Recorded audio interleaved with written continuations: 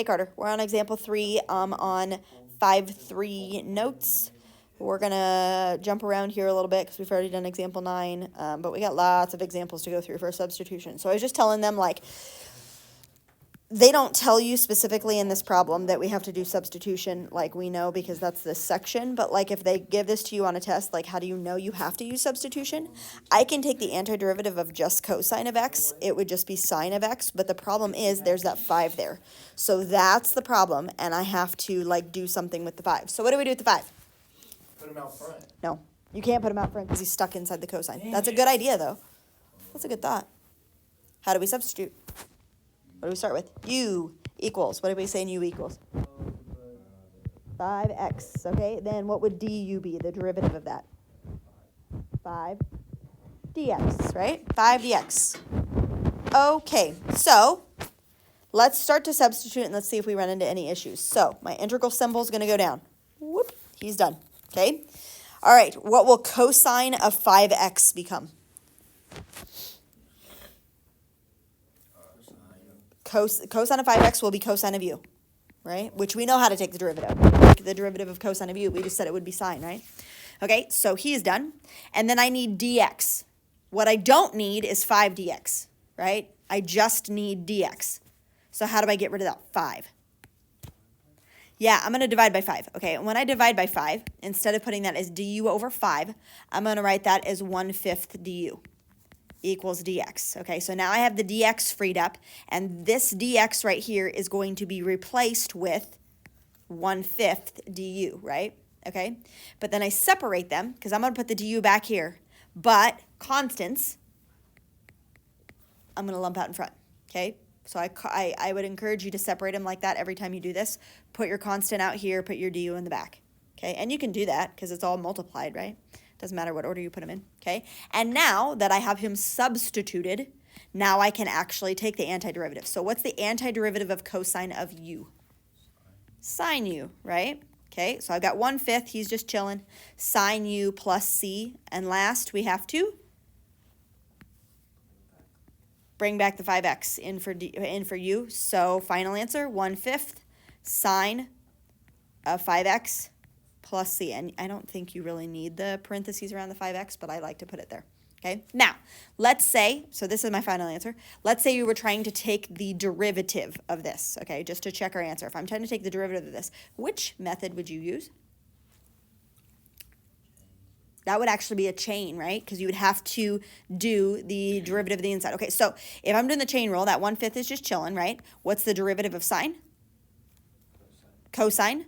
We would leave the inside, which is 5x, and then I would multiply by the derivative of the inside, which is 5. But that means, and then the derivative of c would just be plus 0, right? Okay. But the 5 and the 1/5 would cancel out to make 1. So this is what my final answer would be if I take the derivative, which means I get back to the beginning. So I know I did it right, right? I took the derivative of my antiderivative, and I got back to the answer. So we know we did it right, okay? All right, let's do some more of these. Example 4. All right, example 4. I don't like what the dx is. I'm going to put the dx over here, and I'm going to make this a 1. Can I do that? Yeah. Sure. Okay, let's say I know that we need substitution in this case because I have a function inside of another function. Kind of like up here, I had 5x as a function inside of my cosine function. Okay, here I have a function inside of another function. So what do you want your u to be? 1/3 x minus 8. Does the 5th power go with it? No. Leave the outside function. Just do the inside function. Okay, so du, the derivative of that, would just be what? 1/3 dx. Okay, don't forget your dx on the end. Okay, now let's start to substitute, and let's see what else we have to do. So my integral symbol, he goes down. He's done. What will this end up being? 1 over u to the 5th power. Okay, that's what he is. Okay, and dx, I need to put something in for dx, but I want just dx. I don't want this third here. So I'm going to multiply by 3, so this is going to be 3 du equals dx. So now dx, if I want to replace him, I have to put 3 du in there. The 3 is going to go out front, and du goes here. Now can you take the antiderivative of that? Yes, let's write him as u to the negative fifth power first, right? Right, if I move them to the top. Okay, so how do I take the antiderivative of that? 3 is just chilling, times. -1/4. So 1 over n plus 1, negative 5 plus 1 is negative 4, u to the negative fourth plus c. Okay, now let's fix him. So what will this look like? Stick it back. Okay, negative 3 over 4, u to the fourth I'm going to shove back down to the bottom, plus c. And last, I got to plug back in for this u right here. Whoop. So negative 3 over 4, 1/3 x minus 8. 1/3 x minus 8, all to the fourth power, plus c. Was that a lot? Yeah, kind of. Okay, you could do your derivative. That would be kind of ugly. I mean, that would be a chain rule also. Do you want to do the derivative or not? To check it? I believe you. You believe me? You're sure? I hope so. Okay. All right. Well, you don't write this down. If we move him back up to the top before we take the derivative, this would be negative 3/4 times 1/3 x minus 8 to the negative fourth power, right? When I bring him back up to the top, I just put him on the side. Okay, plus c. Now let's take the derivative. Okay, this is a chain rule, right? So then negative 4 is coming down in front. What's negative 3/4 times negative 4? Positive 3 times, you leave the inside, and you subtract 1 from the exponent, which is negative 5. Then you have to multiply by the derivative of the inside. What's the derivative of this guy? 1/3. Okay, the c is like plus 0, right? Okay, so this 3 and the 1/3 goes away, and so I just have this left over, which is 1 over 1/3 x minus 8 to the positive fifth power. Is that what we had to begin with? You betcha, right? Okay, so you can, I like doing this. For one thing, when you're doing your substitution, you'll know if you did it wrong if the pieces don't fit together, right? Like the pieces have to fit together in order to be able to do this. And also, you can take the derivative to check your answer. Like there's 2 things to check to make sure you're doing this right, right? Okay, let's go to example 5. Now, I don't like example 5. I'm just going to show you what they did, whatever. We have 1 over, and I think they write it as x squared plus 1 to the, like, what the antiderivative of this is. We did this one wrong. Like, we started doing something, we probably could have, like, gotten to the final answer, but what we did was not what they wanted us to do. And this was like a far-fetched one, like the +1 -1 thing that we didn't like very much a while back. Whatever. So, here's the deal. On your laminated sheet, you have a rule for this, and we know that the antiderivative of 1 over x squared plus 1, or 1 plus x squared, whatever it is inverse tangent. Is that true? Yeah. Okay. So that, and plus c. Okay? So that's what he is. Now, I'm gonna do this 1 here and dx here, because I always like to have my dx at the end. Okay. This is not like that. This has a 3 there. Okay. So hear me out. 1 over, don't write this down, 1 over 1 plus 3x squared is the same thing as, hear me out, 1 over 1 plus the square root of 3x squared. Do you see that? If I would distribute my square through, I would end up with 3x squared. True? Yeah. So what I have for you is the square root of 3x, right? Because that's trapped inside of that square, which is disgusting. It's like, how do I come up with that on my own? Well, whatever. Okay. So du, what would the derivative of that be? What would the derivative of this be? 1 over 2 squared. But the square root of 3 is just a number, and x is outside of the square root. This should just be the square root of 3 dx, right? It's just a constant on the front. Okay, so here I have this. All right, now I'm going to substitute. So I've got like this stuff going on right here, dx, if I just write it like that, right? No, you just don't write this whole thing down. Just don't write this whole thing down. Just watch, okay? So now I am dealing with this and I'm substituting, okay? Integral symbol goes down. what does this look like if I replace u in there? U was the square root of 3x. So if I put u in place of the square root of 3x, 1 over 1 plus u squared, right? Okay, now if I want to replace dx, I'm going to have to toss this square root of 3 to the other side. And I'm going to make it 1 over the square root of 3, right? If that was 3 and I was dividing, it would be 1 over 3, right? Okay, so I've got 1 over the square root of 3. Du is what I'm replacing, right? This is so disgusting. Okay, what's the antiderivative of this? Inverse tangent of u plus c.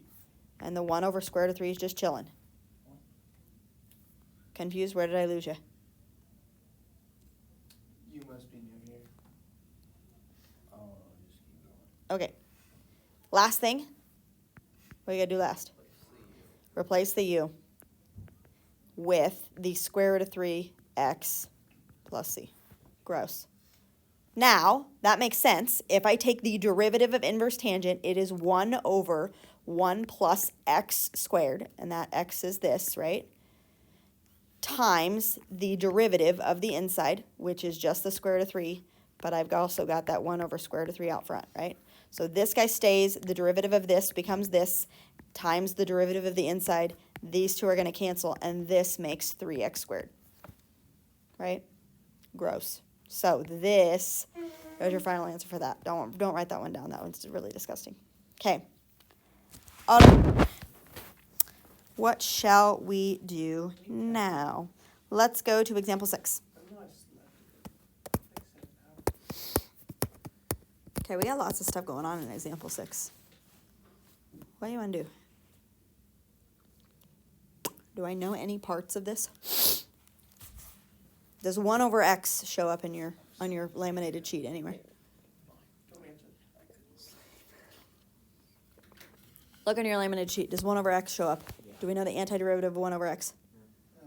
Yeah, it's ln. Is it absolute value of x? Okay. Now, does secant squared show up? Yeah. But that's just secant squared of x, right? Okay, so here's what we're going to do. We're going to treat these in two different pieces. So if it helps, write it like this. 1 over x dx, we're just going to do that guy first. These are completely separate. Then we're going to do the antiderivative of secant squared pi x dx, okay? So this guy just comes out nicely, right? The antiderivative of 1 over x is ln absolute value of x, right? Plus c, but we'll put the plus c on there. So he's done already. Nothing to it, okay?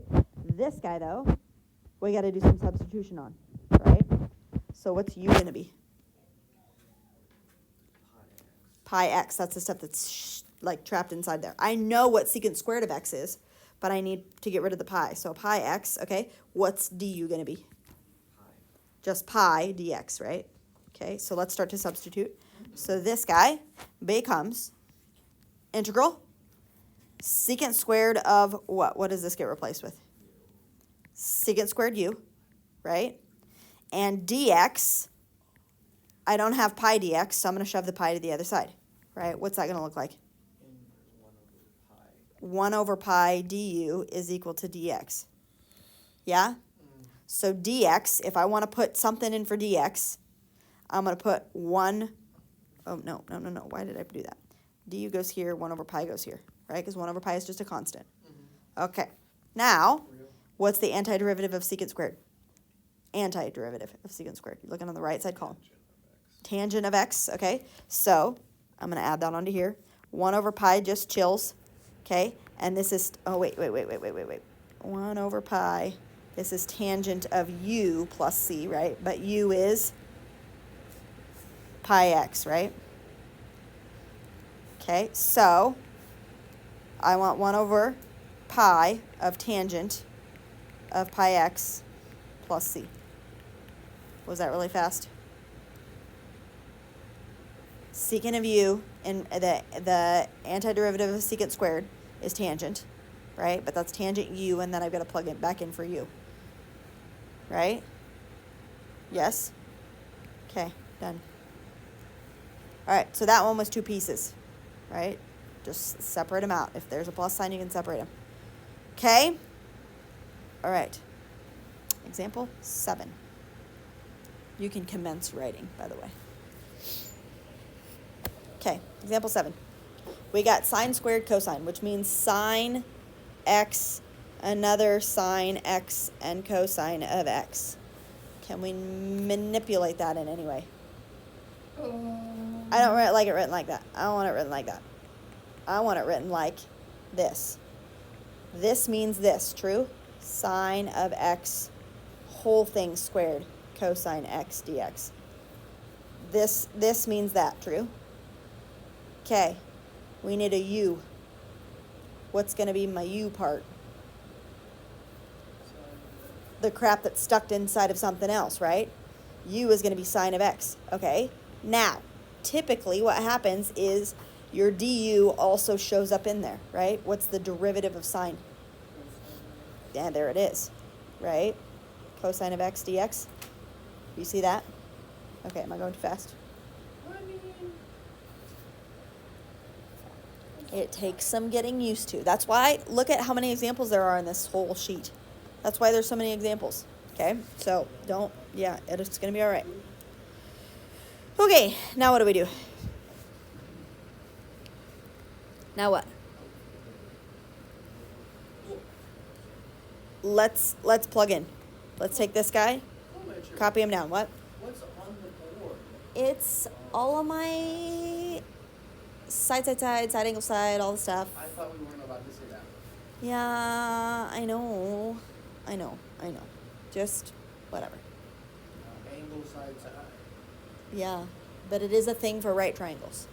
Angle side is not a thing normally for any regular old triangles, but angle side is a thing for right triangles. So you guys learned about right triangles? Yep. So you get to talk about that in class? Yeah. And the kids are just as excited about it as you are right now. I'm So. not excited, I'm disappointed. Okay, I'm sorry. All right. Okay, let's substitute. Integral, done. What does this become? U squared. Now I have to substitute in for cosine x dx. Do I have a cosine x dx? Yeah, cosine x dx gets replaced with du. So this is all I have. Hey, I don't even have to divide anything and put anything on the front, right? Okay, now I need to find the antiderivative of u squared. What's that? 1/3 u cubed plus c. Final answer? 1/3 sine x cubed plus c. Sometimes, that is not written like that. What would that be written like? Yeah, 1/3 sine cubed x plus c. I don't care if you write it like that. What I don't want you to write it as, do you know what the incorrect one is? Did our DU just know that? Sine x cubed is not the same thing, right? Do we understand that? Not the same thing? No, right? Okay, where did our what? When you take the antiderivative. So this is like saying the derivative, right? And this is saying the antiderivative. If you take the antiderivative of the derivative, they go away, right? The antiderivative of the derivative gives me back to the original, right? That make sense? Yeah, so those two cancel out. So anytime you're taking the antiderivative, that du or dx or whatever goes away. Yeah? Okay. All right, let's do another. All right, example 8. Here we go. Is that? Ew.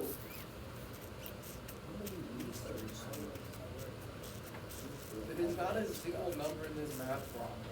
What? There's no numbers in this math problem. Don't say he's a number. Okay. Let's write this a little bit differently. Let's write this as, write this down, integral. This guy, I'm tearing him apart. This is 1 over the square root of x times e to the square root of x. Yeah? Dx. Okay. In order to figure out what u is, we always think u is the function that's stuck inside of another function, right? So what would u be? Square root of x, right? For a couple reasons. That's mu, not you. u equals the square root of x. Okay, for one thing, the square root of x is trapped inside of this guy, but also the square root of x is trapped inside of an e, right? Okay, so that's what makes me think the square root of x is probably going to be my u, all right? Okay, here we go. So I want the derivative of u. So this is going to take a second, right? If I'm doing the square root of x, that means x to the 1/2 power.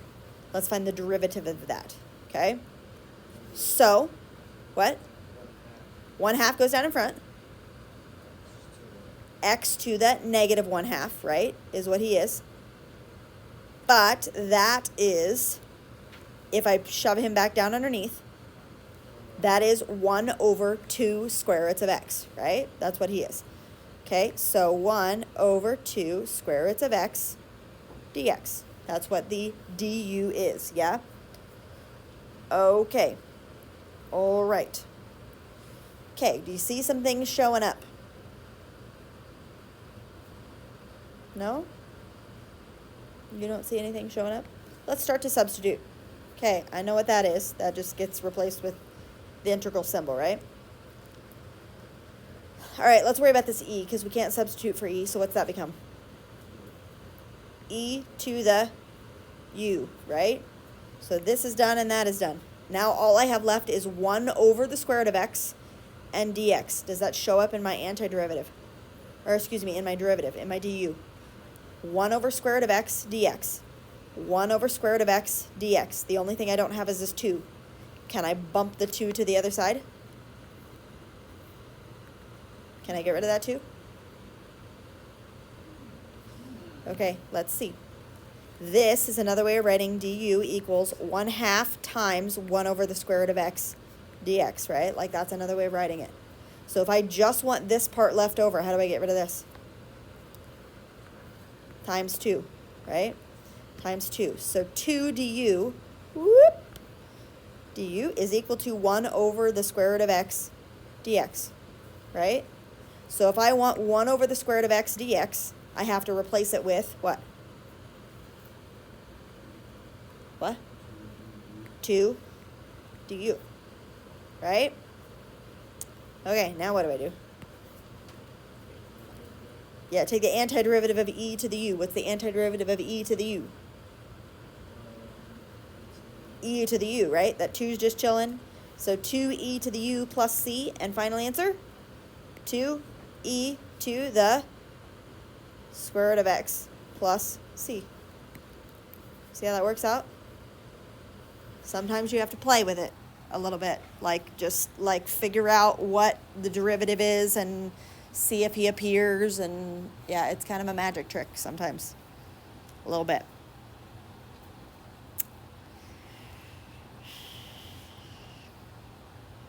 Okay, what are we on? Example 10? Less apparent substitution, so we get to the hard ones after. Okay, okay. Oh, example 12 is easy. Example 11 is going to be a little harder. Okay. Example 10 might be hard too. I need my rule sheet. I'm looking on my rule sheet at like number.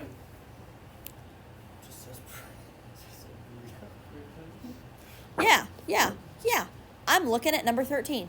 Hey, look at your sheet. Look at number 13.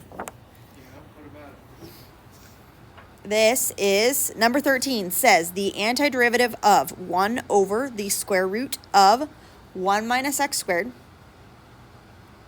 right, equals inverse sine of x plus c. So I'm trying to get this to become this, right? Okay, and the thing that's the problem is this guy right here.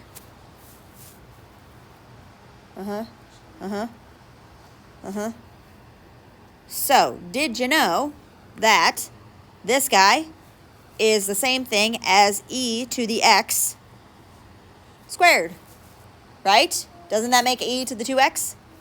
So, what's my u guy right here? E to the 2x, right? Or e to the x, I mean. Real quick, before we move on, let's take this guy and I'm going to do this. Integral symbol. I'm going to break apart some stuff.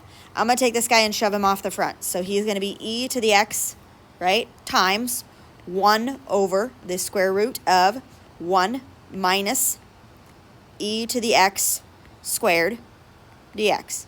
You see what I just did there? Okay, this becomes e to the 2x.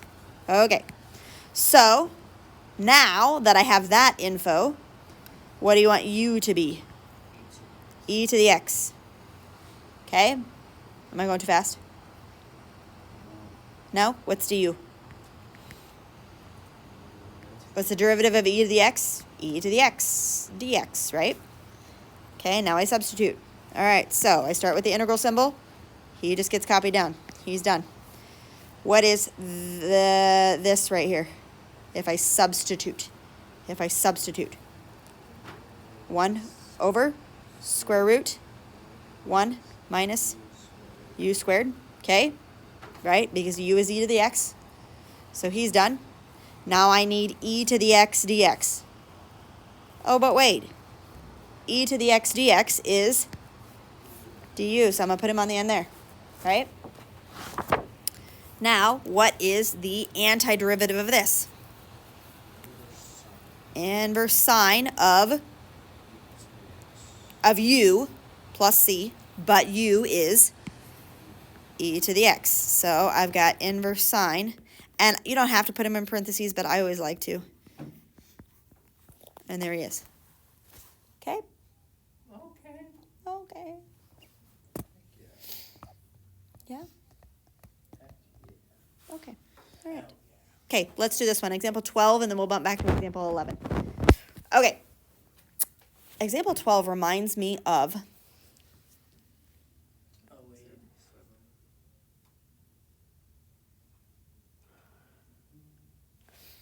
No, I don't know if I like that.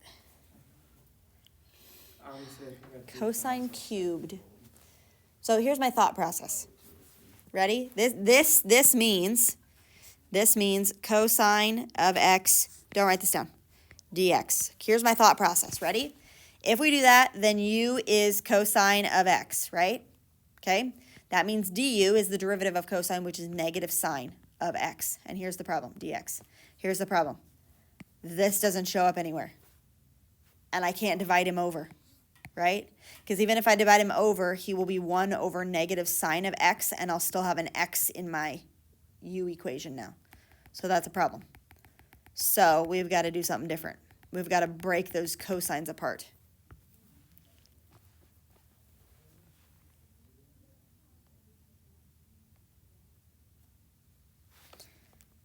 Okay, let's try this. I have no idea. She's always trying to break people. Right. Let's do this. Okay, I'm going to break this up, and I'm going to say cosine x squared times another cosine x dx. Okay, let's try that. All right? You see that? There's 3 of them right there, right? Okay, I have something that says sine squared x plus cosine squared x equals 1, right? Okay. Shh. Sine squared plus cosine squared equals 1. If I'm trying to replace cosine squared, what do I replace with cosine squared?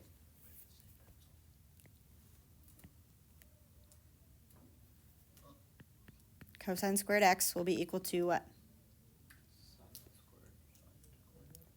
1 minus sine squared. Yeah? If I bump this guy to the other side to solve for cosine? Yeah? Okay. All right. Don't write this down because I don't know if we're going to hit a dead end. So we'll just see. But I'm thinking this is what we're going to want to do.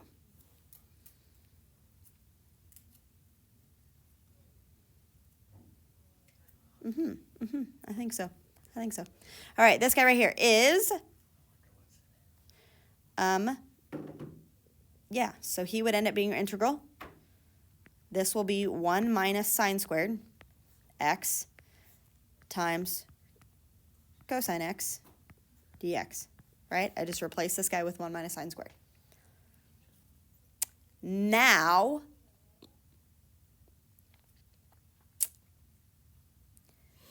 if I set u, see, this is where I don't know where to go from here. Let's set u equal to cosine x. Let's just No, because that's not going to work.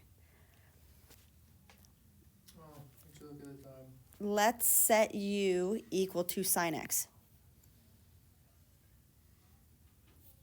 Right? Maybe? Yeah. This is sine x squared. I'm going to do that. Okay. Okay, let's do this. Let's set u equal to sine x, because the sine x is trapped inside of the square. Let's just try it. U equals sine x. I don't know. Okay, all right, help me out. What's du? Cosine x dx. Okay, all right. So we're kind of looking a little bit better maybe-ish, right? Okay, let's start substituting. Woo. This guy goes down. What is this? 1 minus u squared. Okay, that's what he is, right there. What is this? Cosine x dx. Cosine x dx is du. Okay, so now I have successfully converted everything into u's, right? How do I find the antiderivative of this? You look at this thing. No. Those are just two separate pieces. What's the antiderivative of 1? X. Or u in this case, because we're looking at u's, right? What's the antiderivative of this guy? 1/3 even -1/3 u cubed plus c. Then we found the antiderivative. Now I just got to plug sine of x back in. Interesting. Sine x minus 1/3. What will that be? Sine cubed x plus c. That is what we have. And his antiderivative, if we do all that, will end up being, actually, it will end up being this guy. Interesting. Interesting. Do you want to see why? Should we take the derivative? Yeah. You want to see why? Yeah. Okay, let's do it. Okay. All right, what's the derivative of sine of x? Cosine x. I know exactly how this was going to FOIL out. All right. This is sine of x, that whole thing cubed. Okay? So we have to do the chain rule, right? So this 1/3's just chilling. I bring the 3 down in front, right? So 1. I leave the middle. And now it's squared times the derivative of the inside, which is cosine x. Okay? Plus c makes that go away. All right. So this is... This is 2 pieces. Hey, watch. This is magic. We're doing black magic right here. This guy. Shh. And this guy. What do they have in common? Cosine. Let's pull it out. And what's left over? Shh. This is 1 minus sine squared x. And 1 minus sine squared x is cosine squared x. And what's cosine squared x times cosine? Cosine cubed x. There it is. Oh, look at that. That's some magic right there. Wowza. Wowza. Okay, let's stop. We'll do example 11 tomorrow, and then we will do some homework, I think. Maybe. Truly an impeccable performance. Mr. I know. That was just amazing. Okay. All right. Bye, Carter.